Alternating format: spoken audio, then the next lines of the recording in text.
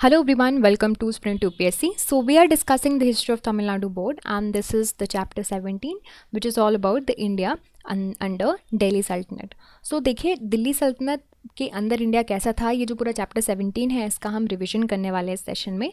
So first of all I will recommend you to go and watch the videos, the descriptive chapters where in which we have described the chapter 17 India under Delhi Sultanate in detail, full-fledged detail. So first you go and watch those videos, then only you will be able to understand this summary session where we are going to discuss it in a very quick way.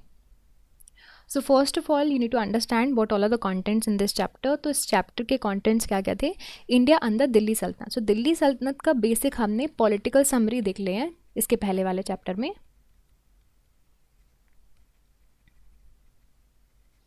Political history हम पढ़ चुके हैं, कैसे कैसे आपके सारे dynasties आए. फिर उसके बाद नेक्स्ट चीज़ आती है कि किस तरह का एडमिनिस्ट्रेशन, सोसाइटी, गवर्नमेंट वगैरह थी, तो वो हम इस चैप्टर में पढ़ेंगे. तो हम इस चैप्टर में पढ़ेंगे administration, central government, local administration, economy, social life, art and architecture, music and literature. So पहले एडमिनिस्ट्रेशन से स्टार्ट करते हैं. सो ऑल्दो दिल्ली सल्तनत डिसइंटीग्रेटेड एडमिनिस्ट्रेटिव सिस्टम में था, बट ऑल्दो बहुत ही ज़्यादा पावरफुल इम्पैक्ट किया है आपके इंडियन प्रोविंशियल किंगडम्स पे और लेटर ऑन मुगल किंगडम्स के एडमिनिस्ट्रेशंस पे. सो बेसिकली दिल्ली सल्तनत इस्लामिक स्टेट्स की पॉलिसीज़ पे चलता था. It was basically Islamic state, religion state का इस्लाम था, ठीक है. और ये अपने आप को, जो भी दिल्ली सल्तनत में सुल्तान थे वो क्या समझते थे, अपने आप को खलीफा का, कैलिफ का रिप्रेजेंटेटिव समझते थे. इल्तुतमिश, मोहम्मद बिन तुगलक, फिरोज तुगलक, इन्होंने they obtain the manshur and the letter of permissions from the caliph also, हमने पढ़ा है. फिर जो ऑफिस ऑफ सुल्तान था that was most important in the administrative system. There was no clear law of the succession during the period and sometimes ulemas वो काफ़ी ज़्यादा crucial role play करते थे किस चीज़ में, कि भाई किसको राजा बनाना है, कौन थ्रोन पे आएगा. अब बात करते हैं सेंट्रल गवर्नमेंट की. सो बेसिकली सुल्तान को बहुत सारे departments, number of officials advice देते थे या फिर असिस्ट करते थे. नायाब की पोस्ट पावरफुल पोस्ट थी और उसके बाद वज़ीर की पोस्ट आया करती थी जो कि फाइनेंस डिपार्टमेंट संभाला करते थे, जिसको बोलते हैं दीवानी विज़रत. फिर उसके बाद एक मिलिट्री डिपार्टमेंट भी हुआ करता था जिसको बोलते हैं दीवानी अर्ज. सुल्तान खुद कमांडर ऑफ चीफ हुआ करता था आर्मी का. Military department was the first to setup by Balban during that time. और फिर अलाउद्दीन खिलजी ने उनकी स्ट्रेंथ वगैरह को और ज़्यादा स्ट्रेंथन किया. दीवानी रसलत एक डिपार्टमेंट था, दीवानी रसलत एक डिपार्टमेंट था, बेसिकली वो रिलीजियस अफेयर्स को देखता था.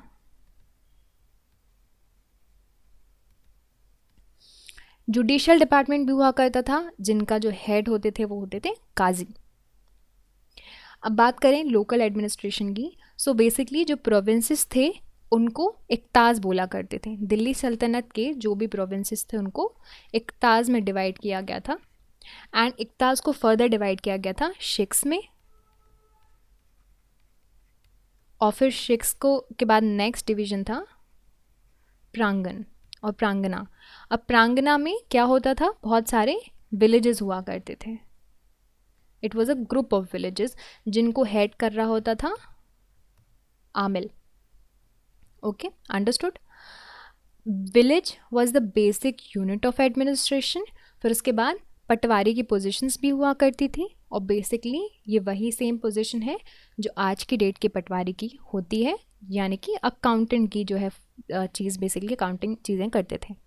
बात करते हैं इकोनॉमी की. सो बेसिकली 3 कैटेगरी में लैंड को डिवाइड किया गया था. पहली कैटेगरी इक्ता लैंड, लैंड जो कि ऑफिशियल्स को एज अ इक्ता अपॉइंट किया गया है for the payment of their services. दूसरा था खालिसा लैंड. सो ये जो था वो डायरेक्ट सुल्तान के कंट्रोल में हुआ करता था और जो भी लैंड रेवेन्यू कलेक्ट किया जाएगा that was spent for the maintenance of the royal court and the royal house hold.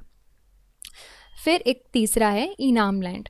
So basically ये रिलीजियस लीडर्स को और रिलीजियस इंस्टीट्यूशंस को गिफ्ट में दिया जाता था या फिर ग्रांट में दिया जाता था। अब बात करते हैं peasantry. So basically peasantry paid 1/3 land revenue. Land revenue कितना था? 1/3 था। And sometimes they have to give the half of their producers, जिसकी वजह से उनकी वर्स्ट एंड वर्स्ट कंडीशंस होती जा रही थी। और उसके बाद और क्या चीज़ें वर्स हो गई? फ्रीक्वेंट फेमाइंस, जिसकी वजह से उनकी लाइफ और ज़्यादा मिजरेबल हो गई। हाउएवर जैसे कि कुछ सुल्तान है, मोहम्मद बिन तुगलक एंड फ़िरोज़ तुगलक, इन्होंने कुछ ऐसे एफर्ट्स लिए सो दैट जो एग्रीकल्चरल प्रोडक्शन है उसमें इम्प्रूवमेंट हो पाए, जैसे कि इरिगेशनल फैसिलिटीज़, जैसे कि इन्होंने बहुत सारे आपके कैनाल्स वगैरह बनवाए, टैंक्स खुदवाए।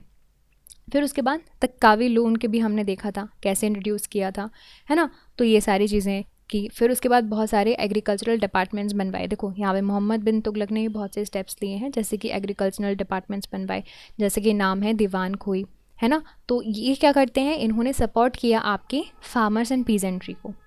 फिर during the sultanate period, Delhi sultanate period, the process of urbanisation also gain the momentum which also had improve the economy.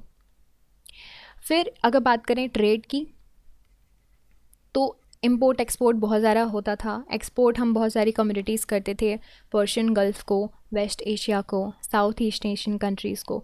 Oversee trades भी काफ़ी अच्छे से कंट्रोल में था मुल्तान अफ़गान मुस्लिम्स के द्वारा। इनलैंड ट्रेड भी डोमिनेटेड था गुजरात मारवाड़ी मर्चेंट्स के द्वारा, मुस्लिम बोहरास के द्वारा। रोड काफ़ी अच्छे से कंस्ट्रक्ट हो रहे थे, ट्रैवल टूरिज़म और आपका कम्युनिकेशन काफ़ी अच्छे से हो पा रहा था। इल्तुतमिश ने सिल्वर कॉइन्स, सिल्वर टकास जो है उनको इंट्रोड्यूस किया था। Talking about the social life, तो ट्रेडिशनल कास्ट सिस्टम ब्राह्मण सबसे ऊपर स्टेटा सोसाइटी पे हुआ करते थे। वुमन को like there was a seclusion of woman, purdah system जो आ चुका था अब तक अपर क्लास में। दिल्ली सल्तनत के पीरियड पे ही मुस्लिम society actually remain divided into several ethnic and racial groups, तुर्क, ईरानियन, अफ़गान, है ना। तो इस तरह के आपके डिविजन्स थे और there were no inter marriages between these groups. You need to understand this points. Hindus को ज़िम्मीज़ या बोला जाता था, यानी कि प्रोटेक्टेड पीपल हुआ जाता था, इनको जजिया देने के लिए फोर्स किया जाता था। अब बात करते हैं आर्ट एंड आर्किटेक्चर्स की। सो तुर्क्स ने आर्चेस, डॉम्स, लोफी टावर्स, ये सारी मीनार्स वगैरह हमारे यहाँ इंट्रोड्यूस की थी और बिल्डिंग्स में कलर भी इशू किए थे। फिर उसके बाद marbles, red, yellow stones use करने लगे थे। In the beginning they converted temples into the structures, उनको डेमोलिश करके अपने मॉस्क वगैरह बनाते थे। फिर लेटर पार्ट में इन्होंने क्या किया, इन्होंने कंस्ट्रक्शन शुरू कर दिया। Most significant building is Qutub Minar, ठीक है। कुतुबुद्दीन ऐबक ने स्टार्ट की थी, इल्तुतमिश ने कंप्लीट की थी and it was basically dedicated to Qutbuddin Bakhtiyar Kaki. Later on यहाँ पे एंट्रेंस गेट बनवाया गया था कुतुब मीनार का, अढ़ाई दरवाज़ा, जो बनाया था अलाउद्दीन खिलजी ने। म्यूज़िक की बात करें तो इंस्ट्रूमेंट्स इंट्रोड्यूस किए गए हैं, सारंगी वगैरह, है ना। और आमिर खुसरो भी थे इसी टाइम पे जिन्होंने नए राग वगैरह बनाए। सितार इन्वेंट की गई थी। फिर पीर बोदान सूफ़ी सेंट थे, सबसे बड़े ग्रेटेस्ट म्यूजिशियन थे इस टाइम के। राजा मान सिंह ग्वालियर के, he was a great lover of music. Literature की बात करें तो बहुत से फेमस हिस्टोरियंस इस पीरियड से हैं। हसन निज़ामी, मिनहाज सिराज, ज़ैउद्दीन बरहानी, शाम्स सिराज अफ़ीफ़, ठीक है। और बहुत सारी चीज़ें भी इनके टाइम पे लिखी हुई हैं जो आप यहाँ पे पढ़ चुके हो, हमने ऑलरेडी डिस्कस भी कर चुके हैं। Aamir Khusro, he was a very famous Persian writer, जिनके कुछ रिटर्न वर्क्स हैं। तुगलकनामा में सबसे फेमस है। इन अरबिक अलबरूनी की जो किताबुल हिंद है सबसे फेमस वर्क है इस पीरियड का। So guys, this is it about this entire session. I hope you liked this video and I hope you understood all of these points. If you did, you can subscribe to the YouTube channel for more videos and updates. And also you can download the Sprint UPSC app to practice book chapter and topic wise. Remember candidates, just reading books and watching videos are not going to help you out unless you practice thoroughly. So identify your mistakes and work to improve your performance, and Sprint UPSC is the perfect app to do all of this. अगर आपको ये video पसंद आया हो तो हमारे YouTube channel को subscribe कीजिए और वीडियोज़ एंड अपडेट्स के लिए साथ ही साथ डाउनलोड कीजिए Sprint UPSC ऐप। यहाँ पर आप अपनी book chapter and topic wise practice कर सकते हैं। देखिए, सिर्फ बुक पढ़ने से और वीडियो देखने से मदद नहीं मिलेगी जब तक आप अच्छे से प्रैक्टिस नहीं करोगे। तो अपनी मिस्टेक्स को जानिए, परफॉर्मेंस को इम्प्रूव कीजिए और स्प्रिंट यूपीएससी इसके लिए परफेक्ट ऐप है। I will see you soon in the next video. Thank you very much.